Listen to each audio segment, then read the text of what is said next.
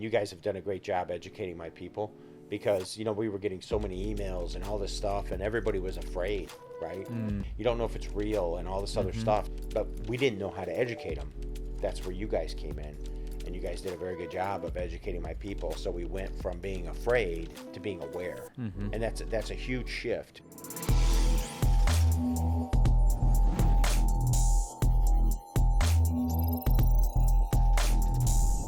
Welcome back to Unraveling IT Expert Tech Talks. My name's Nate Troyer. I'm an account executive at Corsica Technologies. I'm interviewing Rick Melvin from Powell Tool. He's the president of the company. Today we're going to be talking about their strategy with IT and how they came to be partners with Corsica. Rick, nice to have you. Thank you. Yeah. Glad to be here. Can you give us some background on Powell Tool, how it's integrated technology, and what your role is at the company? Sure.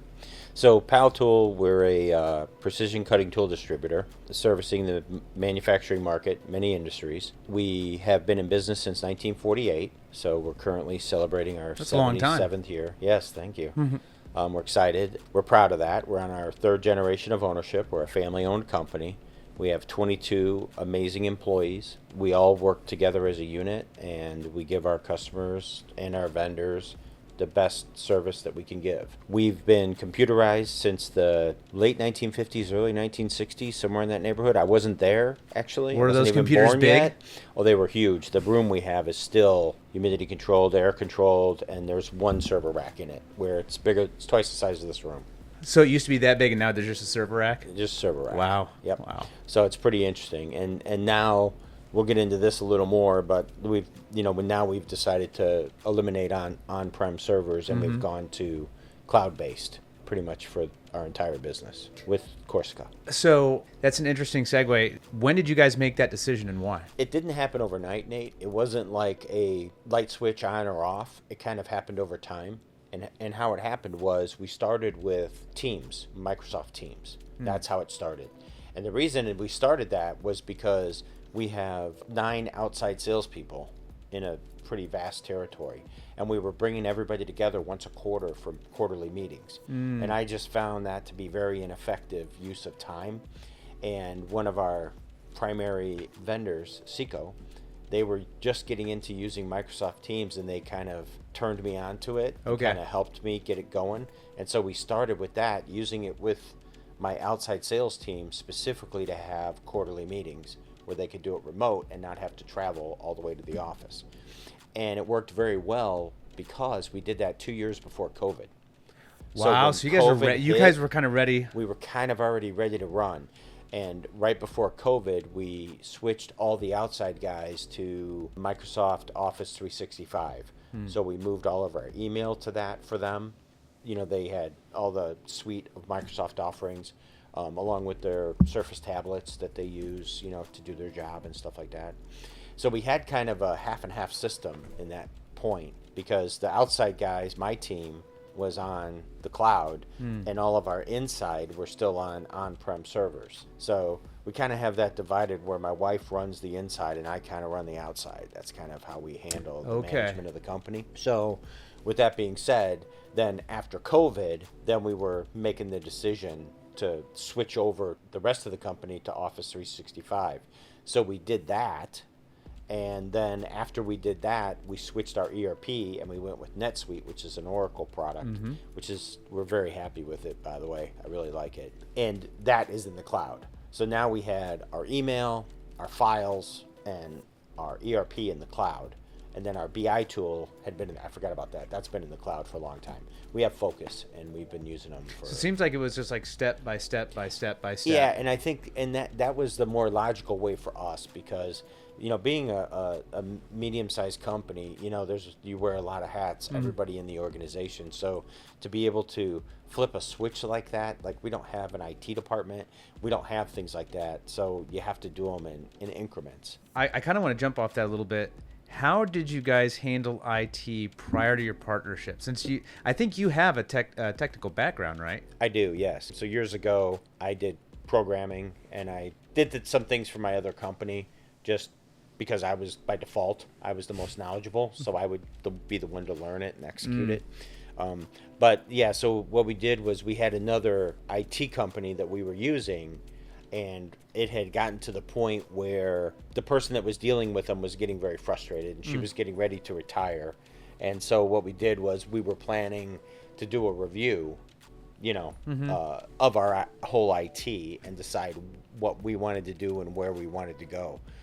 Had you used managed services for like a long time, or had it been like primarily your responsibility, and then suddenly there was a shift to managed services? No, my responsibility when I came into I came into the company 8 years ago. Okay. So prior to that, I was at my other company for 34 years doing sales related stuff.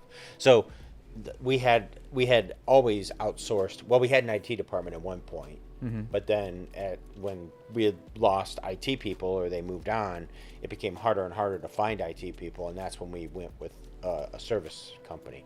And I think they were just coming out at that time too, realizing that, hey, let's try to make it easier for people to so that's utilize interesting. IT. You were kind of like you've been on the bleeding edge of that sort of service, because I think we've talked about this on another podcast. I think there's an awakening right now happening within organizations, specifically manufacturing, who are just looking at the landscape and saying, why have I hired a system engineer? Why have I hired a security engineer when what they want to do is in their title, right? They want to engineer things. So after something's engineered, what are they doing all day? Right. And I think we're seeing a lot of people in those roles start to move and work at an MSP, because then they get to do what they want to do all the time.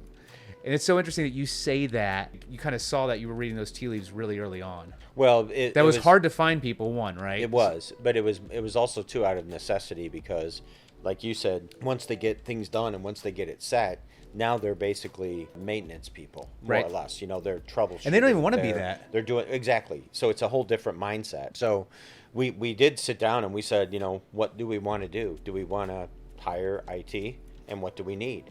And one of the big things that came about was cybersecurity. Yep. And we're a member of AD, Affiliated Distributors, which you guys are a service provider for. And actually, that's how I got your name. It's a great organization. So that's a shout out to AD doing their job, making me aware of you guys. So that's how the ball started rolling with you guys. But prior to us talking, we did sit down, our management, me and my wife, and decided, what path we wanted to take. So we decided that if we hire someone, well, now they got to be up on cybersecurity, and they got to be up on database. They got to be up on what's going on in the cloud and all this other stuff. And it's so much that, I don't think one person can do it all. I don't think one person wants to do it all. I just don't think it's possible, to be honest. Not effectively anyway. Right. And then, like you said, once you get to the point where all that stuff is set up, although I don't think cybersecurity is ever going to go away now with what's happening in the world, but I think that's something. And, it's one of those things where at AD we had the person talking to us about cybersecurity, and you guys have done a great job educating my people, because, we were getting so many emails and all this stuff, and everybody was afraid. Right?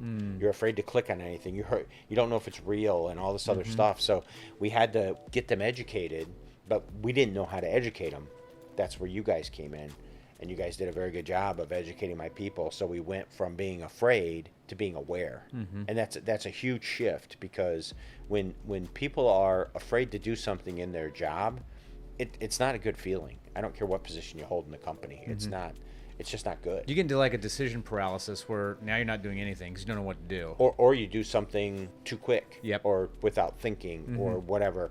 And that's the biggest thing that I took away from the security training was slow down. Just slow down. And I tell my people all the time, you can't unring a bell. Right. Make sure you want to ring that bell. That's all. Slow down. So that was really good. So we were very happy with that. One other thing I wanted to tell you about, our journey to partnering with Corsica was one of the things that we really wanted was I wanted a company that understood, like, I needed you to be my IT, meaning if I need help with cybersecurity, I go to you. If I need help with servers, I go to you. If I need switch it, whatever. And you guys then bring to me, which Nathan has already started doing, start bringing to me things. Not me, Nathan, somebody else. Nathan Miner. Start bringing things to me that say, hey, this is what you have, and this is what we suggest you should go to, and here's why. So it's very much not just like, oh, you need a new switch. It's why. Strategic guidance. And here's why, and here's what it's going to give to you, as opposed to just boom, which is, what we had before, where it was very reactionary, and you guys are more proactive, and that's what I want. I don't want to only call you when I have a problem, because that's just, why did that problem occur? Why did it exist? And really anybody can do that. That doesn't differentiate us from anybody else. Correct. Yeah, so I appreciate that. Looking ahead, what are some of the key initiatives for Powell Tool and Supply in the future, given the landscape? I mean, you've already talked about some of the ways you've read the tea leaves. So what are you reading right now as far as from a business standpoint? What are the long-reaching goals and objectives for your business? The biggest goal that we have is to make Powell Tool easy for our customers and our vendors to do business with. Which is actually the that's our same goal primary as our primary goal tool. Well, see, It is. that's in alignment. Yep. So, because that's the key to it, right? I mean, we are the type of person, we provide very good service. My outside salespeople, they're highly trained, they're highly skilled. They can walk into a machine shop and they can just hear a CNC machine, and they can tell that that's not running right. It's amazing. Great. That's great. The training that they have. And so the point is, we're just not selling things. We're selling solutions, and we're selling service. That's what we do. So we go in and we help customers get the best solution for what they're trying to accomplish. Did you just read our mission and vision statement and just replace your name? Because I did that's not. so close to what we do. We say, like, we're providing the outcome that you want, right? We're providing solutions. That's all we talk about. I mean, that's probably why we're so well aligned. And it sounds like you guys are trying to do that as well in your own market vertical, which is pretty cool. Right. So what are some of the key takeaways that you've had from just exploring more of the cybersecurity landscape? You said that we've helped you guys, your end users, with their knowledge of just cybersecurity, and 96% of breaches happen through end users. They click on something. Yep. What are some of the key takeaways that you've had from just having a little bit more immersion and consulting within the cybersecurity space? I've seen a shift in the reduction of anxiety from my employees. Really? Because, you hear about, we have a primary vendor of ours that got hacked really bad and, makes everybody afraid. And now you get emails from what look like real vendors or customers, and you have to be really diligent to ferret out, is it real or is it not real, right? So a lot of times they would funnel all that through me. And now we've got it to where they can make the same decision I'm going to make with the training that they've received, because now they're more confident. Not to the point of doing it wrong, right? They're confident, not overconfident in what they should do. Yep. And when they should say, I'm not sure. That's the other thing. It was very apparent when after we did this cybersecurity training, and we had a all company meeting. We have one once a month, and the comments that everybody was flashing back and forth about the things they didn't know. They didn't realize how much of a problem it was out there in the world. Because we see it from our narrow viewpoint, right? Yep. We only see what we see. You don't know what you don't know. I say that all the time. So that's one of the things, is that they felt that we're all back on the same track and that team. Because it kind of... Do they think they're more equipped now? Like they have some way to differentiate falsehood from truth when it comes to the cybersecurity space? I think so. I think they're confident without being cocky. Yeah. And they're aware without being afraid. Do you feel more confident in your business being able to, have some sort of continuity if an event were to happen, now that you're working with Corsica? I think so. I mean, I think that the things that you guys are doing, we've only had a couple instances where we had to get involved, and Corsica brought it to my attention immediately, and you guys shut it down. Yep. Stopped it. Yep. I found out what was happening and who was doing it, and I went, and this was early on, so this was even before the security training. Yep. So, come to find out, someone was doing something that they shouldn't have been doing, and they didn't really understand why. So we had to educate them, stop them, and then educate them. I mean, I think the statement that we say in our industry all the time is incidents happen all the time. It's not letting them become events. Right, Okay. that's where we step in. So then, and that's actually a technical term in cybersecurity. We've had an incident, but the idea is to have so much visibility that you can go, boom, you stop the incident immediately. There's no fallout. It doesn't become an event. So But I do feel confident that with those couple things that happened, it showed what we have in place now that we did not have before. So yes, I am more confident.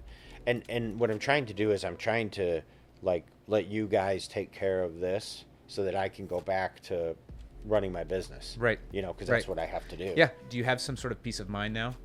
I do. I mean, it's better.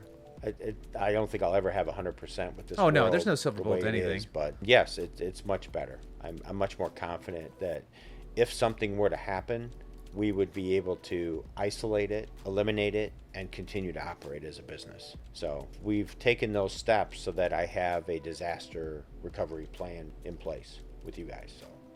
Great. Rick, I really appreciate you being here. I appreciate you allowing me to interview you as best I could.